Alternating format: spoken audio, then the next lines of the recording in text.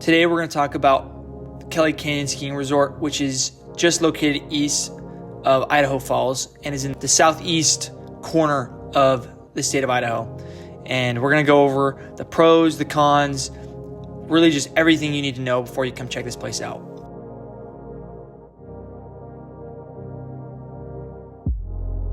I would say one of the impressive parts about Kelly Canyon is just how short the lines are there. They have 3 lifts overall. One of them's a kid lift, 2 of them are adult lifts, and I would say that we were never in a line longer than 5 minutes. Their farthest lift and also their longest lift, we never were in a line. We literally were always the first one up. We'd go up, come down, and there would never be a single person in front of us. And then for the main lift that I think most people go on, there was always probably about a 5-minute wait in line there. And so that was always a plus. And on top of that, I just think their service was really quick. So if you go up and get your tickets, we didn't experience a line to get tickets, and their tickets just in general, getting tickets was super fast. So that I would just say overall, they had short lines and just great service. The second thing I'd like about this place is just the overall space. They have 3 lifts, which could make it sound small, but they actually are surprisingly a little bigger than you think. When you get up there, their runs are really wide. And it just felt, even though we were there on a busy Saturday, it felt like we were never having to share the runs with someone else. There were enough options and enough variety that everyone kind of had their own thing. And so you felt like you were isolated and alone when you were skiing by yourself, which I just think is super fantastic. Considering this is a smaller resort, that was a feeling that I really enjoyed. And I thought that they just have a lot of variety here.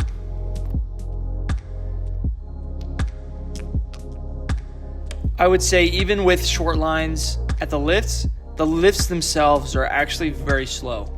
I felt like every time we got on to the lift, it would stop at least 1 to 2 times every time we got on the lift. And it wouldn't just stop briefly, it would stop for a measurable amount of time. And so that made it so that just getting to the top felt like it was longer than it had to be. The second thing that I didn't like was the random flat spots. This place, and I don't know if you can really tell from these videos, but at the top of both of their major lifts, there's like a considerably large flat area. And on the first lift, like the main one that everyone goes on, it's like probably about 100 yards of just straight flat. And so there were multiple times on multiple different runs that I had to push my wife, who's a snowboarder. If you don't even have ski poles, the same story. You'd probably need someone to help you out, or you just have to hike through these flat spots, because there's like just random spots. And I think that was something that we were like, what's going on here? This needs to probably change. And my last concern or con, I would just say their lack of signs. They don't have any like real ski signs, like their trails. They have like no signs really anywhere except for at the top. So if you're at the top and you're going down, you can see signs pointing the direction saying this place is this way and this place is this way.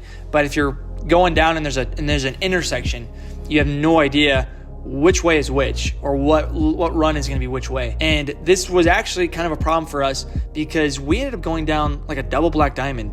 It was this crazy, just straight down, bunch of trees. It took us probably an extra 20 minutes just to get through this place because we kept falling off our skis.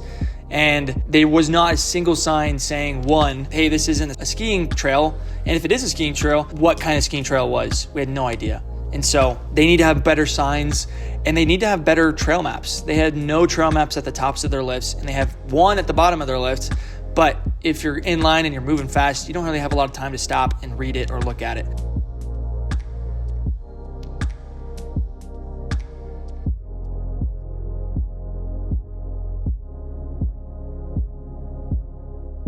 Overall, at the end of the day, I'd probably rate this place a 7.5 out of 10. I think that they had a lot of really great things about the resort. They had a lot of variety, a lot of space.